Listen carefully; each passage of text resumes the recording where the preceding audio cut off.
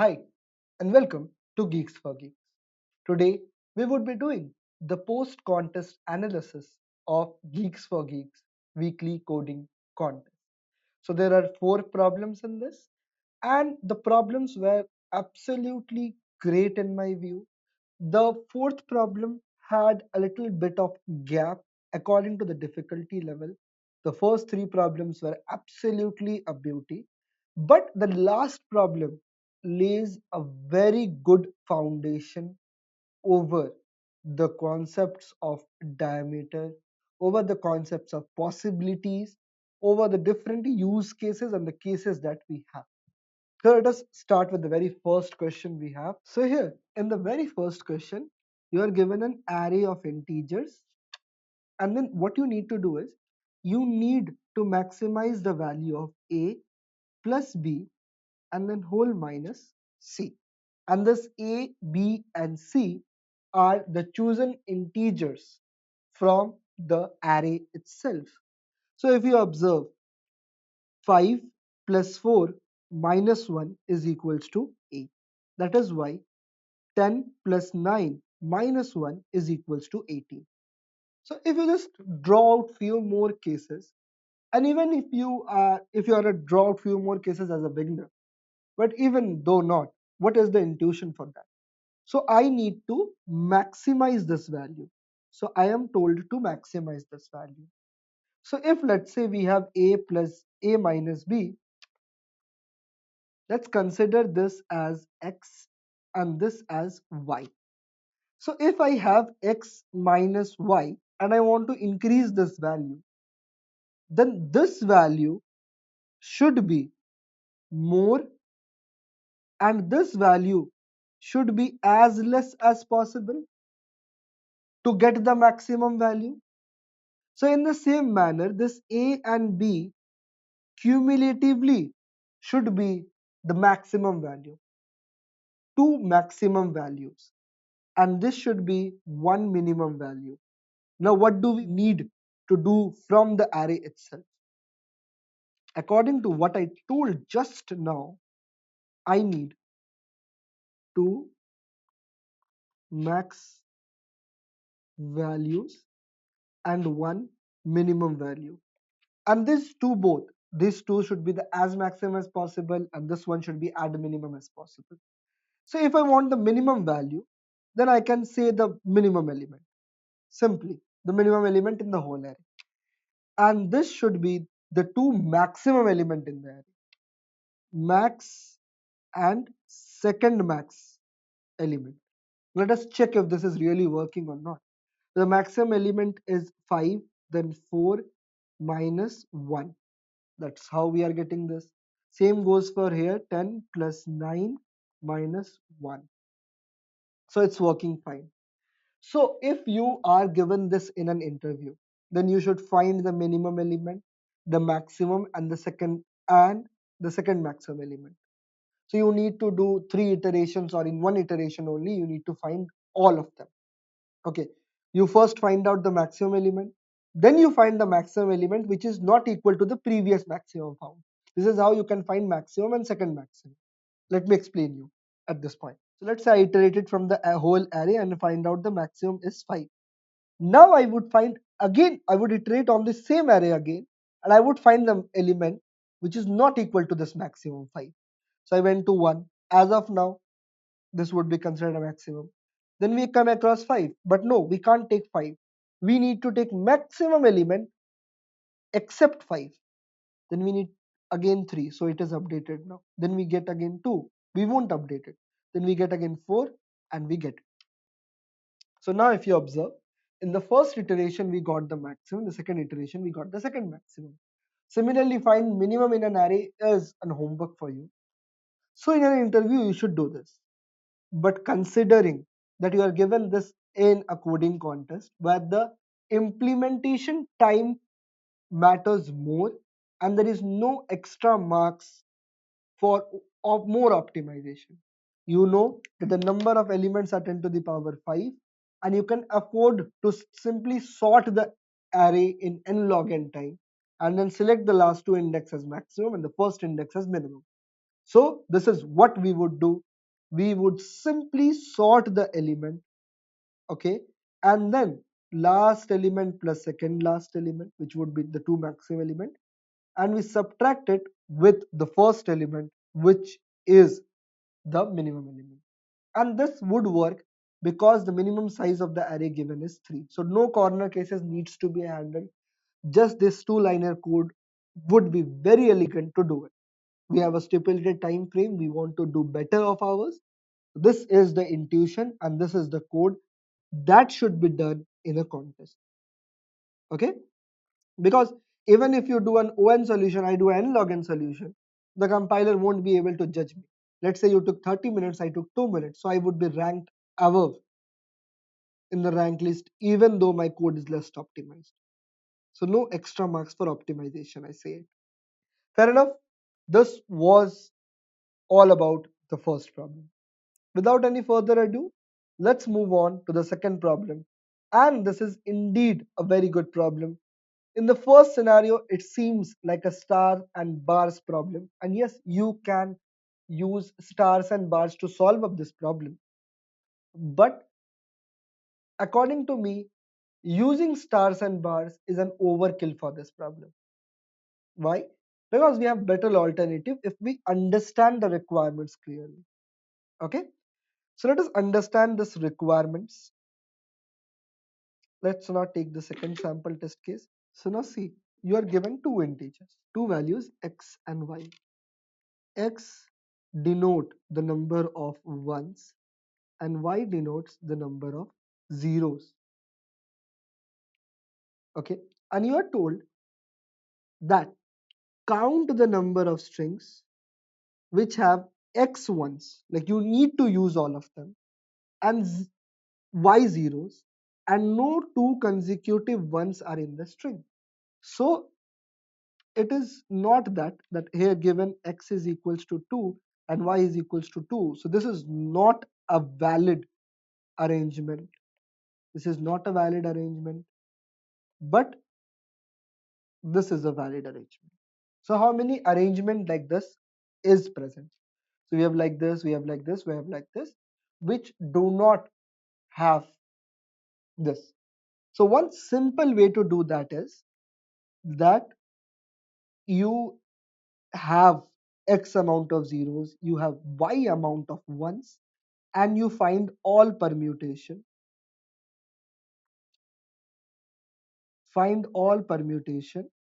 and then return the count of valid ones. Return valid ones. Return the count of valid ones. Okay. One more optimization is that instead of finding all the permutation at once and then filtering out, you can use that filter on itself, on the recursion itself. That we shouldn't find the permutation which have adjacent ones. That is one more layer of optimization. But there is a hint that this process is not eligible for this question. What is that hint?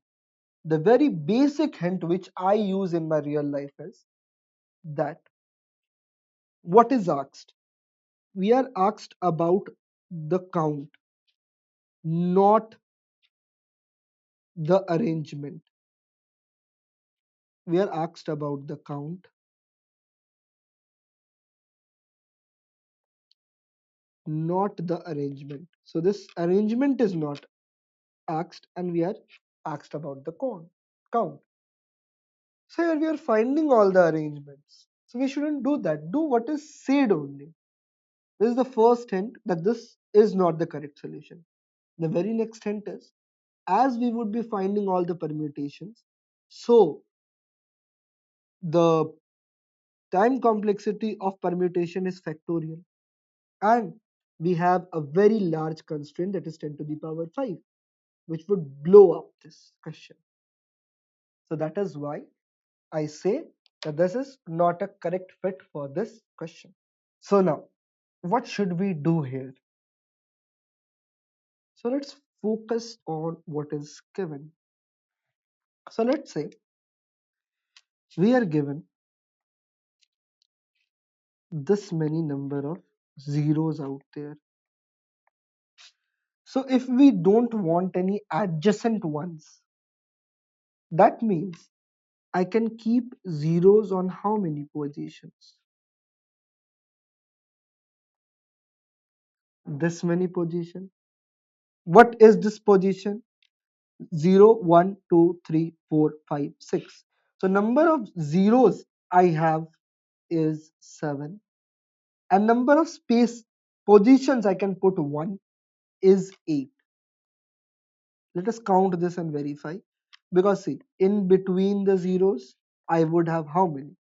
I would have 7 minus 1, that is 6. And after this and this 2.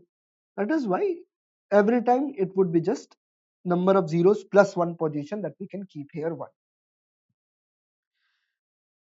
This is the very first arrangement. Okay. Now, so I can say by this that if the number of ones, what is ones? If the number of x is more than y plus 1, then we can't put it. We can't put this. Why? Because we have y plus 1 position where we can keep 1. See, we have y plus 1 position. X, y is equals to the number of zeros. So we have y plus 1 position where we can keep 1. But let's say if there are, let's say if there are 7 and let's say number of ones is 8. Let's try to fit in the one more of it. So see, 1, 2, 3, 4, 5, 6, 7, 8. Then if we have an extra one, wherever we keep it, irrespectively, it would be adjacent. If we keep it here also it would be adjacent. If we keep it here also it would be adjacent. We can't keep it anywhere. So that is why we would say if the value of x is greater than y plus 1, then the answer is a no. So now we assume, so if the answer is not possible, we would return 0. That's fine. So this is the scenario. But let's talk about the scenario where we can keep it and how many. Now it is feasible. Now let us talk about the condition where it is feasible. How can we do it? See, if it is less, then we can have consecutive zeros also. So if it is less, let me show you. Let's say number of ones is just 3. So we can simply do it like this. And then other way we can do it like this is 0. Here also 0 would remain at its position, then 1, then 0 again, then 0 again. And here we have 1. Okay, see it. Here we have 1. So one arrangement is that we keep here 1, 1, 1. The next arrangement is we can keep here 1, 1, 1. Then we can again keep it 1, 1, and then here 1. So if you observe that it is nothing but number of ways to select x amount of ones, x ones in y plus 1 position. Number of ways to select x ones, the number of given number of ones in y plus 1 position. This is what is basically there. This is indeed what we would do. So we have a formula in mathematics for this. Number of ways to choose x based on y plus 1 position. So y plus 1, choose x. This is indeed the answer. Okay. So the answer is this, and the no condition, invalid condition is this. Now, this is the solution. If you already know how to compute the value of combination for big numbers, that's fine. But if not, let me give you a big picture of this. So as the value of x and y can be very large, so what are the different topics that you need to learn to do it? Binomial coefficient. This is the first topic. And the very next topic is modulo arithmetic. And the third topic we have is modulo inverse, which comes under modulo arithmetic, but I'm writing it explicitly because it is important. Fermat's little theorem, basically. To find modulo inverse in Fermat's little theorem is good enough. You shouldn't, like, as of now for this question, extended Euclidean algorithm. To find modular inverse using extended Euclidean algorithm, you don't need to do it. So if you want these three topics to be covered, 100 is the count of the comments from unique user, and I would make a video of this prerequisite. Now let's talk about code. So this is using binary exponentiation to find x to the power y. This is modular inverse using Fermat's little theorem. This is to find the factorial, and this is the complete code to find NCR. Okay, you can ask me for template. I have a better template for this to find NCR for big numbers. Now the idea is pretty simple. If the value of y plus 1 is less than x, whatever we wrote it here, see, we wrote it here, so whatever we wrote it here, we're just writing it. If that is, it is not possible, else it is indeed possible. Okay, so let's just submit this and see if we can get an AC or not. That's it. Fair enough. Let's move on to the next problem. Considering the topics that NCR, the calculation of NCR for big numbers, I think so that the ordering of this problem should be on the third, and the ordering of third problem should be on the second. But still, it's my personal opinion based on the prerequisite. But other than that, this question is a permutation combination problem. So in code forces and all, or at coder, this comes in second only. Okay, let's move forward to the third problem. And this is a cute little problem where we exploit the properties of a bitwise operator and we solve up this question. What is this question basically doing? It is saying that given an array of length n, the problem is to find the longest beautiful subarray. What is the longest beautiful subarray?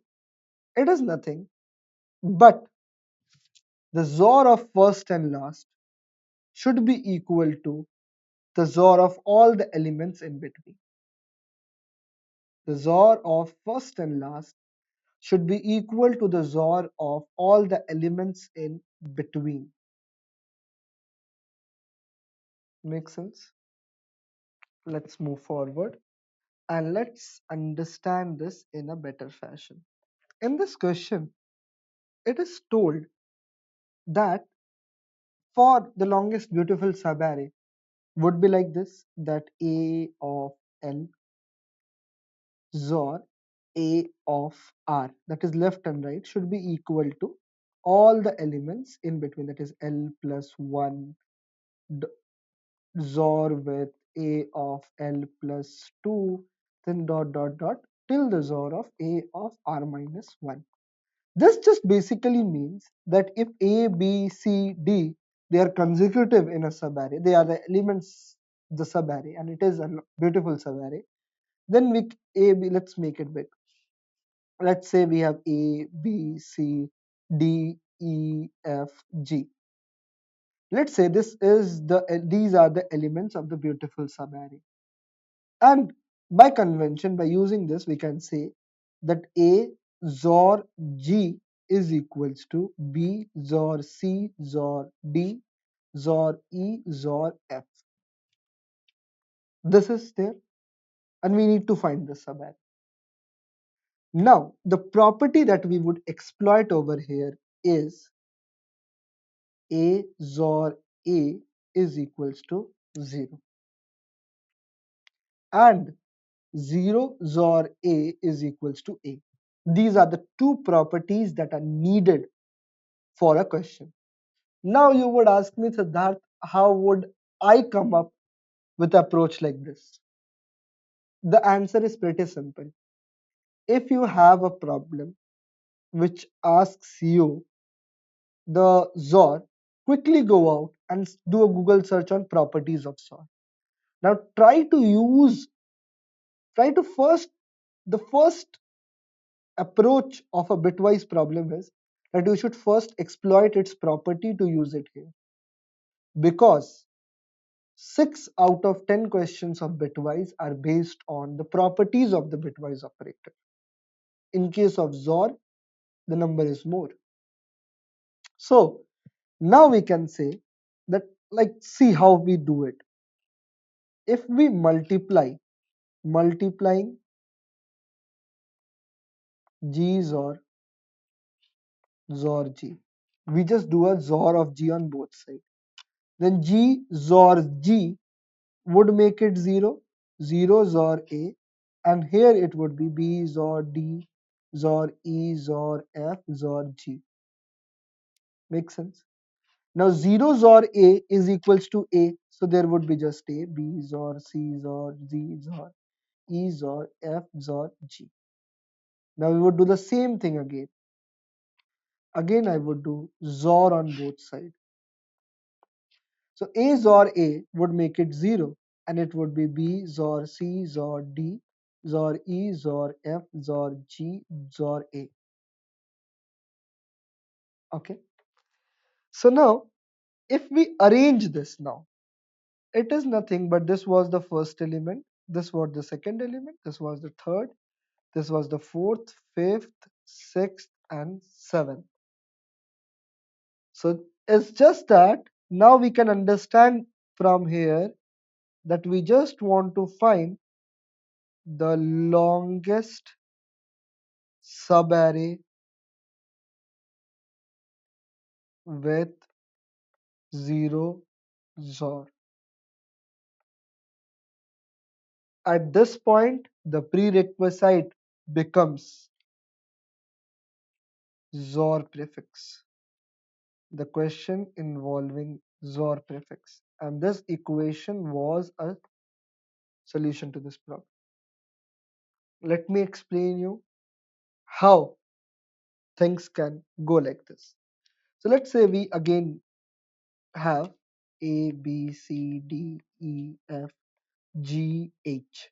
And let's say the answer of this is D, E, F, which is the longest subarray with zeros on. Fair enough?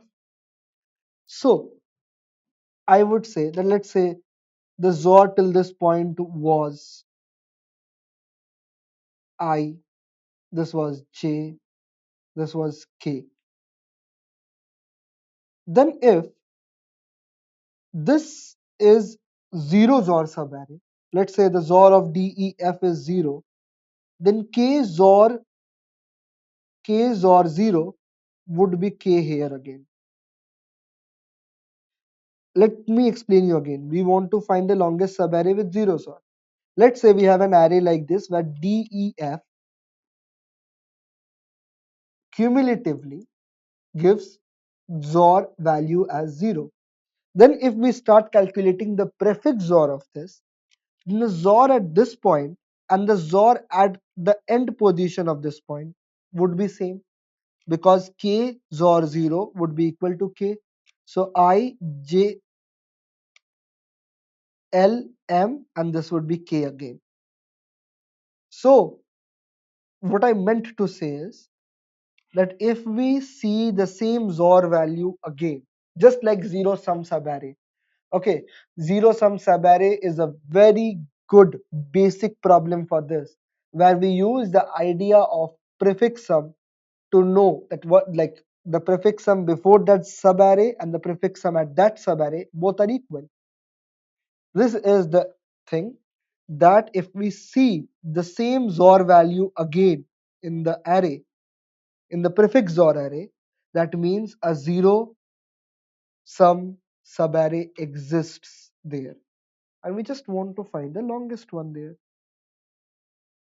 And finding the longest one is comparatively very easy, that we would simply store the first value of that. Let me show you what I'm trying to say. Let's say A, B, C, D, E, F, G, H. Let's say there are two subarrays. One is D, E, F, of course. And we have another subarray which is also 0. Like this is also 0. This is also 0 sum subarray. And this is also 0 sum subarray. So out of this, the longest one should be the answer. This one should be the answer. Now your question is that yes, I can find the presence of longest 0 XOR subarray, but how to find the longest one? It's comparatively easy. That let's say if the value of this is 0, the value here, if it was x, here also it would be x. The value of here, if it was x, then also it would be x. So these are all the positions that the value would be same. Now let's fill all the position with arbitrary XOR prefix. Let's say y, z, m, and p. So the idea is pretty simple. We saw here the presence of x and we just store the very first occurrence of it. Yes, x was present at 0. Whenever we see a second occurrence of it, that is 0, 1, 2, we would just say, okay, 2 minus 0 is equal to the value 2. And yes, up till now, this is 0. Fair enough? So now, we won't store this 2. We would simply ignore that. We would compare the result, update it if required, but we would ignore. If we have saved it once, then we won't update. Now, when we see it again, then we would check. Now, this would give a better answer and this answer would get updated. Oh, if we store the first occurrence of the prefix XOR, that would give me the correct value. So, see this, how we are doing it. We are using a map to do it. We are using 0 for it. How, Siddharth? What is this 0? So if you go to 0 sum subarray, print all the subarray with 0 sum. Then we do here in this. You can find the reason for it here.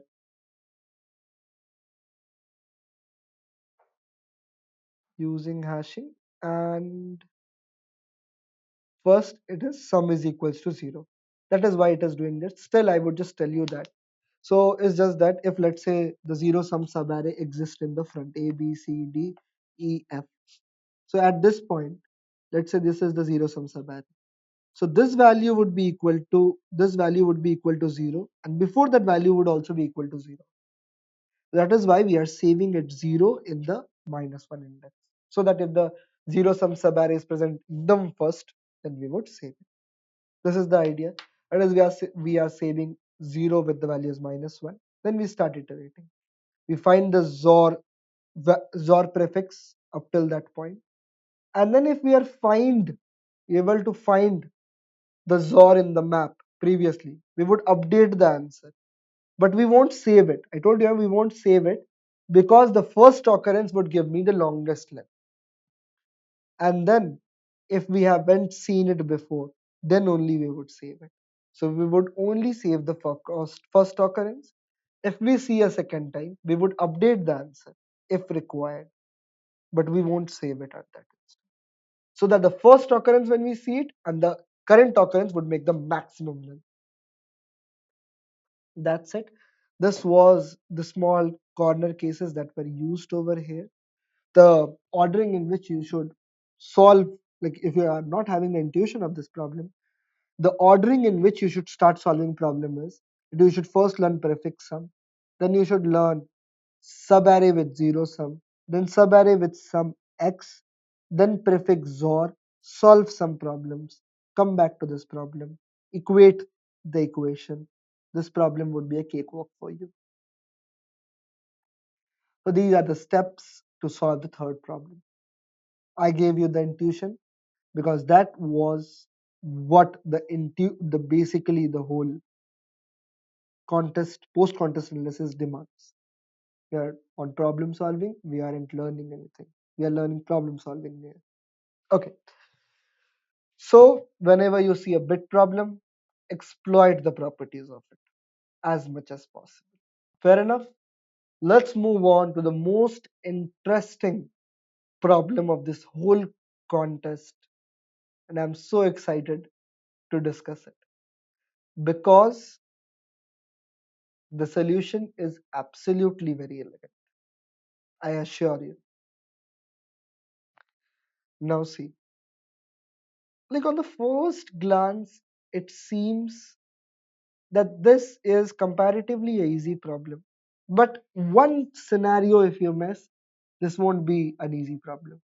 But if you observe that scenario, it is an easy problem. Indeed. No such fancy concepts. Like earlier we had DP on digits. Here we don't have any fancy concepts like that. So now I would explain you. I won't go over this jargon again. I hope that you have already read it. So I won't go over this jargon again. Let's directly jump on to this. And let me explain you what this basically means. So you are given two trees, tree T1 and tree T2, where you are given an adjacency list. So talking about the first tree in the first example, we would have 0 to 1, and then we have 1 to 2, and then 2 to 3. Okay. The structure of the next tree is 0 to 1, and then 1 to 2, and then 1 to 3. Now what you need to basically do is you need to start connecting the edges. Like you connect 0 with 0 and then tell the longest path that is there. Length of the longest path is 1, 2, 3, 4, 5, 6. That is why the first answer is 6. Okay. Let's talk about the second one. You connect 1 with 1. So the longest path would be 1, 2, 3, 4. That is why the next answer we have is 4. Then we connect 2 with 2. So now if you observe 1, 2, 3, and then 4, 5. That is why the answer to the next one is 5. Then we connect 3 to 3.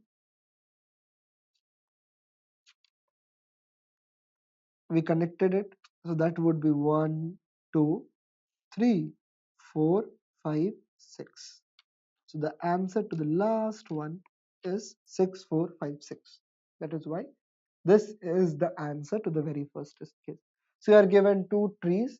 You need to add the corresponding zeroth node of that to this, and you need to find the longest path over there.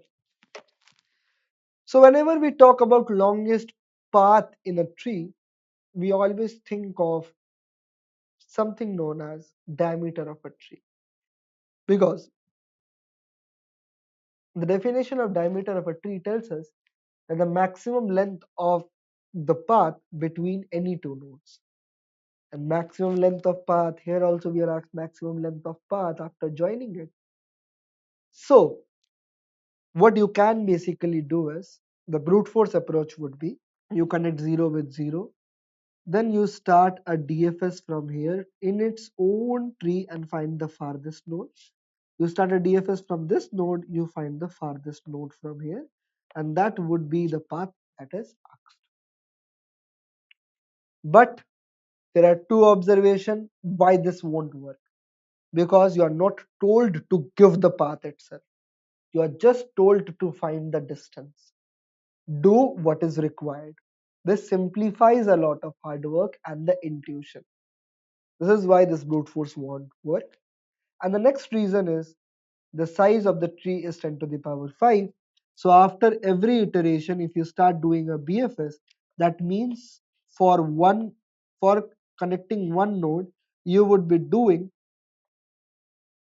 n operations to do DFS. then how many nodes in max are there? That is 10 to the power 5 multiplied by 10 to the. How many nodes are there? For one node, the answer is pretty simple. For one edge, you would be doing an operation. That is basically do a DFS from both. Now for n nodes, you would be doing n square operation. The value of n is 10 to the power 5. So 10 to the power 5 square root is 10 to the power 10, 10 to the power 10, which is greater than 10 to the power 8. So this would give you a time limit exceeded if you do it in the raw state. So what is a better solution than this? Seems like a better solution would be that I would simply, for all the nodes in the given tree, I would simply find the farthest node from each of the node. For each of the node, I would find the farthest node from that. But that is a problem indeed. How? Because let's say we have a large tree like this. Then let's say if you ask the farthest node, see it very carefully. So if we are talking about this node, then the longest path would be simply this, simply till this node. So if we are joining something over here to here, this would be contributing to the length. Let's talk about one more scenario where this is the longest path. We are talking about this. Then the answer is a little bit different. Why? Because for this node, the longest path won't be, the farthest node won't be on this side. It won't be that like that. It would be, it would go up and then come down to the farthest node here. So basically, you need to consider the scenario of upwards and then downwards also. This is what I think that before even weekly happening it, I think many people would fail to notice that वो path ऐसे भी जा सकता है, ऐसा नहीं कि हर node के लिए उसका लोएस्ट रूट निकाल दो, हर नोड के रेस्पेक्ट में उसका लोएस्ट रूट निकालना ही है, उसका फार्देस्ट नोड नहीं है, वो बेसिकली ऊपर से जाके लेंथ भी निकाल सकते हैं. That is the thing which I think that even before weekly is happening, I think people would miss. So many people, I think so, I assume, just let me know if you forgot this idea. Many people would just find the lowest level of the leaf that is present for that node. But that is indeed not the correct. Why? Because देखो, this would work for this node, that iska lowest level of root is the longest path. But if you talk about this nanna munna thing, lowest level kitna pe hai? With a distance of 2. But no, indeed not. It is walking up and then finding this. That is why you need to consider this, consider both the scenario. One is bottommost node. One scenario is this one. The very next scenario is go to top and then come down. Come down from parent. Let me tell you one more thing. Let me tell you one more thing which is very indeed interesting. So we talked about this node. So this is what we would basically do. We would find the upward as well as the downward length for both of them. Like what is the length of the path if we consider upwards? What is the length of the path if we go downwards? There are two scenarios to consider. But there is one more small thing which I think that if I show you the code, you would get confused. So let me tell you that. The thing is, so if you talk about this node, yep, indeed, it used the longest path from, it used the longest path that is available to him. But let's consider the scenario where it can't use this longest path. What is that scenario? See, if we talk about this path, this node, then for this node, if you observe, let's make this a little bit big. Then for this node, it's not that it would go up, it would go up and then come down. It won't be like that. So for this node, it would use either the bottom one, either the bottommost. For this node, either it would use the bottommost or it would use the second most longest path, which is this. Second most longest path, which is this. If bottom side it is good enough, then it won't do it. If bottom side it is good enough, then it won't do it. But if it is not, it would go and choose the second longest. So all the nodes which lie in the longest, path would take the second longest path.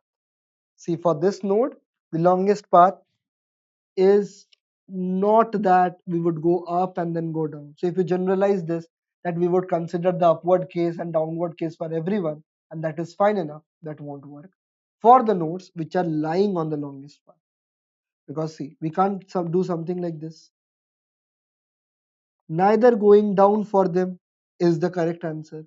So here if you observe, this node taking the second longest path is the correct answer. So there are three scenarios.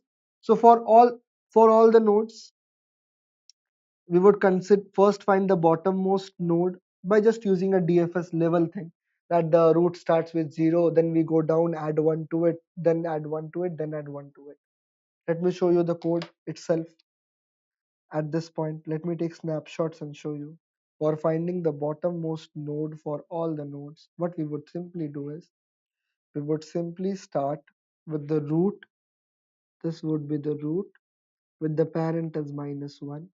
And then we would simply start. We would go to its neighbors, go just deep down, and then we would increase the count. At the end, when we went deep down, we would simply assign it with the maximum value. For each node, we are just find, like, let's see that, let's say for this node got two values from here. From the left hand side it got 1, from the right hand side it got 2. So the farthest node distance should be what? 2. It is the maximum of left and right. Same we are doing. All the neighbors and its maximum is given the correct answer. This is what we are doing over here. And if the count becomes 0, that means we went to the very bottom, which does not have any children. Then that is the condition. So this is the condition of the leaf node. When we come towards the leaf node, this recursion ends. Simple enough. You can do it in the other way around. So one instance is done. So this thing is now taken down. Take out the bottommost node. So we found out the farthest node from each node in the bottom. Now we would do the same thing for upwards also. And this is comparatively where the tricky part lies. Yes, indeed, I would call it tricky because it is. So now see what we are doing. This just means if the parent of that particular node is equal to -1, then the upward distance for him is 0. So if let's say we are talking about root, then the upward distance for him is 0, and the downward distance, he would only use the downward distance. So the root can only use the downward distance. This is what is meant. Now, here we find the downward distance of everyone. Like let's say 1, 2, 3, 4, 5, and then say it's a 6, 7, 8. So if we are talking about 3, we would find the downward distance of all its descendants. So let's say 4 has a downward distance of 1, 5 has a downward distance of 1, 6 has a downward distance of, sorry, this one would be 0, 0, 1. This one would be 0, 0, 1. And then we are sorting it. So now 6 would come with a distance of 1 in the front, 4, 0, and 5, 0. So we sorted it in the decreasing order. That is why R begin. This is just sorting it in the reverse order. Sorting and reversing it. The same. Now see, if the parent has only one children, let's say this is just like 1, 2, then we simply assign the greatest value. If the parent has more children, then we have two scenarios. Either it exists on the longest path. Okay. So if it exists on the longest path, if it does not exist on the longest path, this is the scenario where it exists on the longest path. Exist on longest path. This is the scenario where it exists on the longest path. This is the scenario where not on the longest path. If it is not on the longest path, then it would take the maximum downward distance plus 1. Maximum downward distance, which was kept at b of 0. b of 0, that is the very first. If it is laying down on the longest path itself, then we assign the second longest. You can just do a dry run of that and this thing would be more clear. And then we simply assign the values with the maximum value that is attained. Now let me show you the code. What we are doing it here, we are first making the two trees and then we are doing the upward for. The first tree is x and the second tree is y. So we do the upward and the downward distance for first tree. We find the upward and the downward for the second tree and then see how cunningly we are assigning the values. So distance 1 is equals to nothing but distance 1 of I plus distance 2 of I with d1. So we just find the maximum distance. Then after that what we do is, so the for each of the values it would be the maximum of upward or downward. dp1 is upward and the next one is downward. So maximum of, if we just join two trees, like let's say if we join two respective, if we join two respective nodes, then the upward or the downward would give me the value. So upward and downward of this and upward or downward, whichever is maximum from both of them, that plus 1 because of this edge. That is what we are doing. Upward or downward of the first tree plus maximum upward and downward of the second tree plus 1 would be the answer of this. I know getting a hang of the code, like how can anyone think of something this complex, seems to be a headache, but at the end of the day, this is like behind this question is concealed DP on trees. So if you have solved problems like diameter of a tree, then if you have solved 5 or 6 more problems of this, then doing this is comparatively easy. So there is a blog on Code Forces of DP on trees tutorial. If you want it, you can just text me on LinkedIn and I would be providing you. My username is Siddhartha Hazra, Siddhartha. You can ask me over DM or else just search DP tutorial Code Forces. You would get that. And that is, if you solve all the problems that is mentioned there with the solution, and then solve the practice problems too, and then come back to this problem, then you would get a better hang of this problem. It is not expected from a beginner or an intermediate to solve question. This, a person who is good enough with advanced algorithms is kind of expected to solve this problem. But if as a beginner or an intermediate to solve a thought of this even, then congrats, you are on the right track. So that's it for today. Thank you and have a nice day. If you are a person who is seeing up the stream in the recorded version and you think that I learned something out of it and this work could be justified, please let me know by the comments so that the YouTube algorithm pushes the video of this and this work could be justified. That's it. I'm Siddhartha Hazra signing off. Goodbye, everyone. All the best for your future endeavors.